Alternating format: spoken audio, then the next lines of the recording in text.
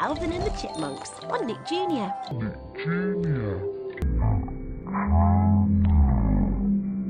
I don't want to say it. I really don't want to say it.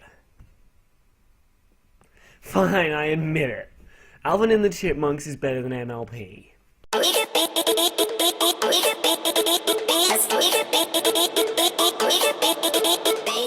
Let's roll an episode and see why I actually think it's worth something, rather than beating the ever-loving shit out of the person that told me to watch it.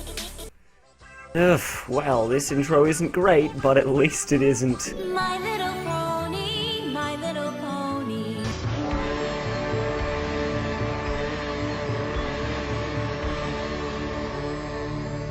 To the credit of the intro, it strikes me as a bit of a fan service. We instantly see that Simon is some mad genius rather than some kid whose greatest invention is a paperclip compass. We all return to form, as those 80 hipsters would say. Well, what show do you want to watch, Talking Teddy? I want to watch Michael Rosenthal and my Big Bear Cock. Oh, Theodore, please, I beg you, not that again! This episode centers around Talking Teddy. In any case, it's basically about an annoying animatronic fucking around with everyone's lives. This would be a really basic and stupid setup if it wasn't done so damn well. The show is fully aware of its entire audience, from the fans of the 80s show to the kids and teens that watch it today, or that enjoyed those god-awful films. And just look at that face. Instant best character. Would ride. Yay! Talking Teddy loves this show! Well, of course you do. You faggot. Alright. I'll continue with the actual review. So this trashy Teddy pisses everyone off further by keeping them awake for... Oh, hello! Once a year, every fandom, there is a time every popular ship treads. Yeah, the incest shippers are never gonna get past this one. The great thing about this episode is that it introduces us to these three characters in a way that isn't boring. This is kind of where MLP falls flat on its face. You see, this scene basically makes it clear that Alvin is a massive Egotist. and that Simon is smart as hell.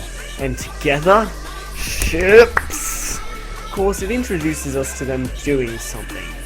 We see who they are based on how they try to solve this episode's problem, rather than by having them talk about their lives until something interesting happens in the next episode.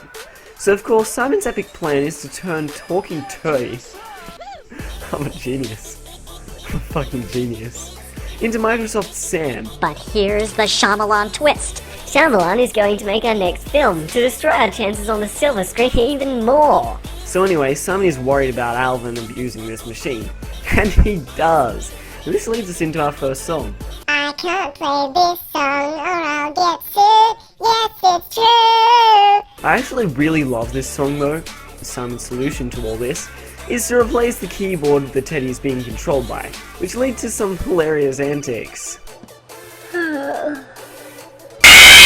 So in the end, Simon basically makes Bland take the Teddy to charity, and that's kind of the plot in a nutshell. So I may have made my thoughts clear at the start of this episode in that I kinda like the show. I mean, sure, it's a little cringeworthy at times, but I think that kinda adds to the effect. This show is a bunch of pop culture references, but it doesn't use them as a crutch. A lot of the jokes are funny without needing to reference anything, and even though the storylines are basic enough to fit into this 11-minute format, it manages to make the most of it by having interesting characters, good music, and animation that even makes a hardcore CGI hater like myself admit it's good.